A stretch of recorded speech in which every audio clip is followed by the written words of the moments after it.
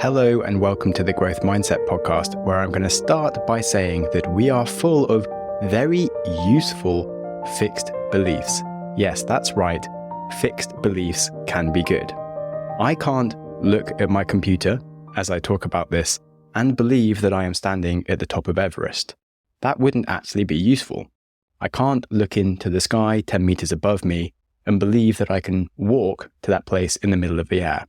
Again, that wouldn't be very useful for me. It turns out it's good to be based in reality. However, we have other fixed beliefs that kind of suck. Perhaps the belief that I can't do stand-up comedy or I can't do maths. These aren't actually true. We can improve at any skill if we really want to. If you can read, write, speak, and understand the concept of the numbers 1 to 1,000, you can definitely improve at maths or stand-up comedy. Of course, you might not improve incredibly fast, but you will be able to improve if you prioritize it. And I'll actually add that you probably will improve faster than you expect. Most of the difficult things that we put off are usually easier and less scary than we expect. We just invent worries. There's a brilliant quote about fear. It says that our fears are a mile wide and 1 inch deep. We look over this vast ocean of a task and it looks so big, it's overwhelming, it's unbeatable, and there's just no chance that we could get to the other side. Yet, when we finally step into it, we find that we don't sink. It doesn't eat us up. We just walk over it because it's 1 inch deep. And we'll actually find ourselves being amused at what it was we were so scared about. Like, is this it? Really? Oh man, why did I waste so much time waiting to finally do this? Now, of course, I'm not saying that everything in life is easy, but I am saying that when you choose to do a hard thing, it does nearly always get done. And that means it has to be a priority for us to not let our thoughts of difficulty fool us into assuming that we can't do something, because then we will never do it. And we have to accept that the biggest thing standing in the way of ourselves is ourself.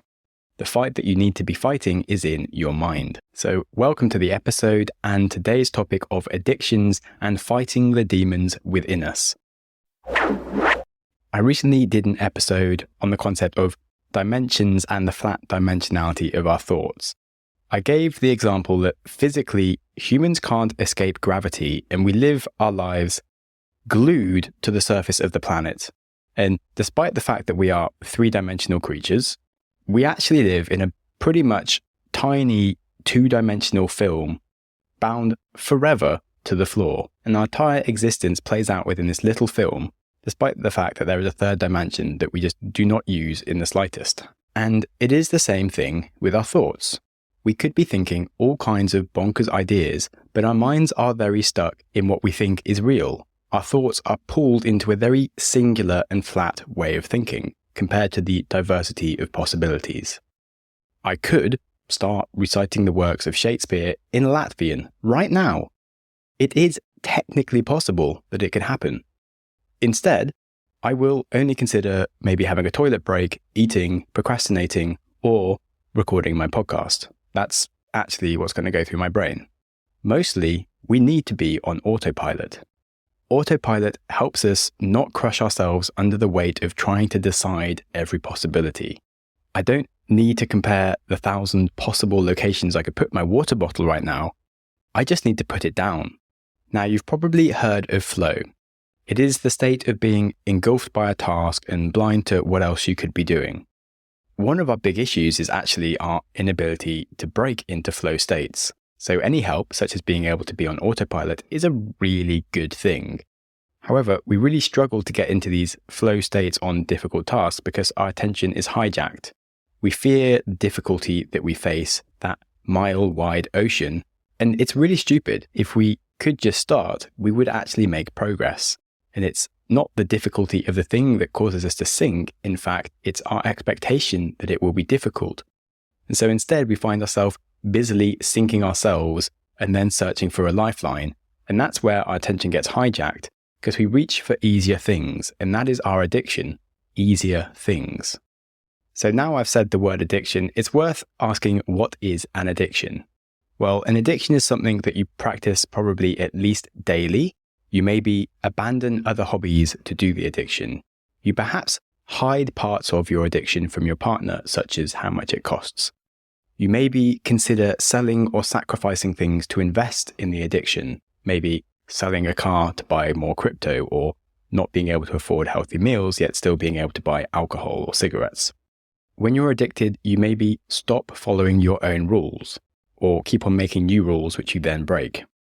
Another thing is you'll believe you'll make it back, and it could be many things. Perhaps money that you've lost gambling or on crypto, you'll believe you can make back doing the same thing. Perhaps health lost smoking, you'll believe you'll make back when you finally quit. Another common sign of an addiction is you don't think you have a problem, and you think that you can stop if you want to. And yet, of course, when you try to quit, you get pulled back in. Now, diving more into the mind and your thought processes, an addiction is insanely repetitive if you remind yourself of the infinite array of ideas that you could be contemplating. Every day you have or task is bookended by thinking about your addiction. Your tasks might even be broken up by your addiction. Whether you suffer from checking the crypto prices every hour, checking your email, or having a cigarette, it's a constant return to a home state. And if you were to read the transcript of your thoughts, it would just sound like a really crazy obsession, like wake up, check phone, have a coffee, check phone, go to the toilet, check phone, start commuting, check phone, start working, oh actually check phone before you start working, silly. Finally start doing some work, well check phone again because you're stuck starting your work. And so on and so forth. It's just so obsessive and uninteresting. How embarrassed would you be if someone read the amount of times you thought about any addiction that you have? Porn, drugs, donuts, Instagram. Addictions make your brain so boring. Many alcoholics can't go somewhere or do something without thinking about if they have alcohol on them or when the next drink is. The longer they go without a drink, the louder the noise in their mind distracting them. An addiction is genuinely a burden for your mind. Instead of just having one thing to do to deal with one problem, you have two problems because you have the constant dead weight, that drag of the addiction on all your thought processes. An addiction is the opposite of diverse or liberated thinking. It eats away your time and attention like a greedy virus, just cycling through the same thought pattern again and again on repeat. It's not new, it's not exciting, it's just the same thought again and again and again. If you do something 100 times in a day, it's totally weird, right? The same thought again and again. It's annoying to say the least. The same thought again and again. And what's up with me doing all this again and again thing? Like the same thought again and again and again. And it keeps happening. Sorry, I'm really sorry. But the same thought again and again and again. And hot dog, someone needs to stop me from doing this. The same thought again and again and again. And, oh, it's me. Hi, I'm the problem. It's me. Okay, that was annoying. But it hopefully made the point that if you have one line of thinking and constantly interrupt it with another line of thinking, it is a problem for your life or for my podcast. And you've probably heard the statistic that the average teen checks their phone over 100 times a day. Now, is that a healthy thing for your mind to be doing? Or could your brain be doing something more useful? If you consider that your brain is a very precious resource, it is your one possession that will make all your decisions in your life, and it will determine your success in life. So it seems like a major inconvenience to take up a lot of your brain's processing power and time with an addiction, to rudely interrupt any thinking process it has with the extra task on endless repeat of thinking about your addiction. It is so annoying. Nobody likes that. And I think it is really worth asking the question, how do addictions impact ability? So now let's go back to the physical dimensionality I mentioned earlier and our exploration potential. We can't truly explore the 3 dimensions and walk in air.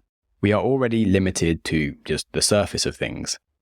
But now imagine if you had a disability, if it put you in a wheelchair or on crutches. Suddenly, that radically narrows the potential of exploration you have on the surface of the Earth. It's a massive hindrance to you, and you have to consider it for everything you do, and you have to plan around it. It just holds you back when you try to go somewhere. And trust me, I've been stuck in a wheelchair and crutches for many months, and it gave me a lot more compassion and awe for anyone that has a permanent disability. But now think about the exploration potential of your thoughts. An addiction is like a disability for your mind. It gets in the way of everything. Imagine you're trying to get something done and someone keeps slowing you down. They're interrupting you. They're ripping you out of your progress. They're holding you back. And that's exactly what you're doing to yourself with an addiction. To quote the guy in my last episode, Matt Higgins, he said, if you're trying to do something that is by definition a breakthrough or a breakout, something that's slightly beyond your reach to achieve, you need 110% of your ability, your energy, your everything. Now, if you have an addiction, you clearly don't have that. So if you want to be the best you can be, if you have a growth mindset, if you want to achieve hard things, it makes sense to work on your addictions and the potential of your brain. And you really need to start thinking that easy things are evil, because addictions develop as easy answers to a problem that we have. Perhaps a social situation is hard, so you have a beer. You don't know how to talk to your partner about something, you have a beer. It's 9 a.m. and you have a headache, have a beer. Easy answers, clearly not a solution for your life. Or a different example being like, starting my work, but I don't know what to do next. Check email. Been writing my podcast episode, but it's getting a bit difficult. I'll just check email for a bit. In a meeting, but it's getting boring. I'll get some email done. It seems intuitive in the moment, and yet when you actually look at it long term, it's totally unhelpful. And our devices really do amplify this. You can develop a complete distraction ritual where you bounce from your email onto news, onto social media, and then stock prices, maybe look at cryptocurrencies and what the hell is dog with hat? Why is that up 2,500% this week? Looking at it, if I put 1 ETH into dog with hat when it was back at $0.02, it's now worth like $4. I'd have over $500,000. Crazy times. Anyway, after this hour of deep diving into random stuff I didn't need to do, I am finally ready to open up my work and get going. But head's a bit scrambled. It has been a whole hour. It's a good time for a break and a cup of tea and have a reset. Perfect. Finally, get to sit down after my break, ready to really start working now with a clear mind. I'm not too sure where to start. This mile-wide lake of fear has appeared. Crikey. It's also been an hour since I last checked my emails, actually, so maybe I should just quickly check my email again, just in case. And there I am, back on the distraction ritual of my email to news to social media and then stock price and so on and so forth. As I said at the start, the biggest thing standing in your way is yourself. So it is, of course, worth talking about responsibility. Certainly a favorite topic of the podcast, which makes sense because this is the Growth Mindset podcast. Now, you probably remember that really annoying part of the episode where I had the weird issue with saying again and again and again thing. Yeah, how could you forget? I am sorry about that. Now, not only did I have to accept that I was the one doing it, yes, sorry, I also had to accept that I was the producer and editor of my writing and recording. Again, double sorry. Now, with an addiction, we need to recognize ourselves doing the bad thing, and we also need to recognize ourselves choosing to use our time to do the bad thing. And then we have to stop. That's it. And yes, it's hard, like really hard, perhaps like crossing a giant mile-wide lake that we don't know how to cross hard. But actually, this really boils down to fear and desire. The funny thing about addictions is that everybody knows lots of people who have had addictions. And at some point, they decided that they had enough. It stopped being worth it for them. They realized that the difficulty the addiction caused them was worse than the short-term relief it gave them. Whatever thing it presented itself as being easy as suddenly revealed itself to be a burden, and they were like, screw this, I'm not doing this addiction anymore. And they actually stopped. They had the conclusion that it was a bad decision to spend time doing the addiction, and they stopped doing it. They ceased listening all the reasons that it was hard to stop, and they just did it. It was in their mind, and whatever your addiction is, it is in your mind. If you spend any time looking at human behavior, you'll notice that it is incredibly hard to get someone to do something that they don't want to do. Conversely, it's just as hard to try and stop them from doing things that they want to do. And so stopping an addiction is really a question of, do you want to stop the addiction or not? Because if you try to give something up, but you still actually want to do it, you don't succeed. If you start listing all your fears and difficulties and you start scrambling for something easier, you'll sink into the lake of fear and difficulty, and for some reason you will find it too hard and fail. Instead, if you accrue enough evidence to truly convince yourself that the addiction is an absolutely awful idea, and I don't mean like intellectually convince yourself and be aware that it's stupid, I mean in your bones know that you just absolutely don't want to do it, that you hate it, that you are physically repulsed by it, then the lake of difficulty that you can't cross will just transform into a highway that you can walk across with ease. And honestly, if you can do that, you have totally got this and you will succeed. Now, addiction is a really big topic in psychology and it's fascinating. And this is a very short episode that could not possibly break into all of those things. The main reason why I've spoken about what I've spoken today is that I haven't really heard many of the things that I've spoken about. And I think they're actually really helpful because, as I've said, is that you have to convince yourself that you actually want it. And for me, I hadn't really heard about the concept of thinking of an addiction as a disability for my brain. But I really like my brain and I have a lot of nice ideas when I actually get round to using it. So realizing that my addictions are the things getting in the way of me doing the things I like to do suddenly has transformed my relationship with addiction to go to, oh my God, I'm repulsed by the amount of time I spend checking email.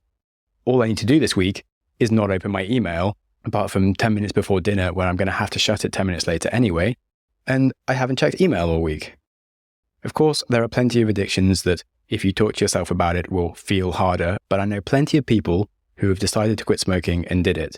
Like when I was in Nepal mountain guiding, there were two guys, one of whom just decided in the middle of it to just completely quit. The other one was like, yeah, you know what, maybe I'll quit as well. And he hadn't convinced himself that he hated smoking. And the one who had convinced himself, every time one of the other guys offered him a cigarette, was like, ew, no, get away from me, I don't want a cigarette. The guy who was just like, oh yeah, it probably would be sensible to quit smoking, he didn't quit smoking because he wasn't actually ready psychologically to be grossed out by smoking. He was just like, oh, it would be sensible intellectually to not smoke. So I'm sure whatever addictions you have, you are aware of them and you know some intellectual reasons to stop them. And maybe the fact that you have a disability for your mind will be an extra angle that helps you find ways to be grossed out by the addiction that you have a problem with and actually start defeating it. Now, a quick note on the concept of internalized ableism. If you haven't heard of ableism, it's discrimination against people with physical or mental disabilities.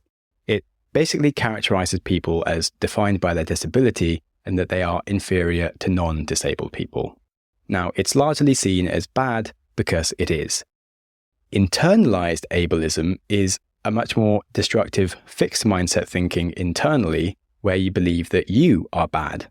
And that is, of course, damaging. It would be wrong to have listened to this episode and believe that you are permanently inferior or bad due to your addiction. We all have plenty of reasons to hate on ourselves, and you don't need any more from me, of course. However, it would be good to have listened to this episode and realized that you do have some inferiority compared with your own personal potential if you liberated yourself from your vices and brain drain that you exert on yourself with an addiction. Even better would be to realize your own power to change the situation and address those addictions. This, of course, was written mostly as self-discovery for my own self-inflicted limitations. And as I said, considering the concept that an addiction is a self-inflicted disability for your mind is an angle that I've genuinely never heard of as a concept before, but it intuitively made sense and helped me and hopefully helps you as well. For example, in a 3-hour flight without internet, I can complete multiple days worth of coding or writing compared to normal. Yet day to day, the gale force wind of browsing distraction and crap from the internet that I allow into my mind is completely optional. And of course, the battle to ignore the internet when I'm not on a plane is in my mind is completely a self-inflicted disability. ultimately, addiction does screw your mind over from its capabilities. And I do feel like people who listen to the Growth Mindset podcast are people who do use their brain. And I feel like this is a good argument that could help persuade you as well. Modern life is full of new solutions to make things easier for you by adding new things in. And we really need to sometimes do the opposite. A lot of progress comes from less, not more. What can we take away rather than what else can we add in? So as we round up this episode, I'd really like you to ask yourself, what is one thing that you can limit or remove that would give you more freedom in life to complete the things that you are struggling to complete? Whenever you have the urge to do any of the things that you may be labeled as bad, just think that your only task is to just not do that bad thing and find something else to do, or be comfortable with just being bored, because it genuinely isn't that bad a thing. I've quite enjoyed embracing boredom. Like if I'm watching TV and my girlfriend gets up to go to the toilet for 2 minutes, the first obvious thing to do is just to check your phone because you have a moment to fill. But actually, does it need to be filled? Can you just sit there and be peaceful? Because it's a massive life skill. If you can just be at peace for 2 minutes without scrambling for something else for your attention, like it's so much easier to then sit and do something difficult like writing or hard work. And if you have a problem and you need to think for 2 minutes, you don't go straight for your phone. You can actually sit there and just do nothing. And it is just 2 minutes as opposed to a procrastination 1 hour where you go off into all other places. Right. Now, before you go off on your own journey into all the other places and things you're going to do this week, I would very much appreciate if you send this episode to a friend who you think has a massive addiction problem and needs to sort that out already, because that is how the show grows. And that would be very caring of you to tell them just how bad their addiction is. And secondly, it would be very much appreciated if for some reason you felt overwhelmed with kindness and gratitude and felt like sharing that publicly with the world by leaving a review on your platform of choice. And of course, if you want to drop a comment anywhere or ask a question about psychology, addictions, mindsets, then I read all the comments, or you can email me at growthmindsetpodcast@gmail.com. And on that, life is super short, so don't waste it on an addiction and having your brain working on half capacity for your life. And also don't waste it beating yourself up or hiding happiness behind some arbitrary goals.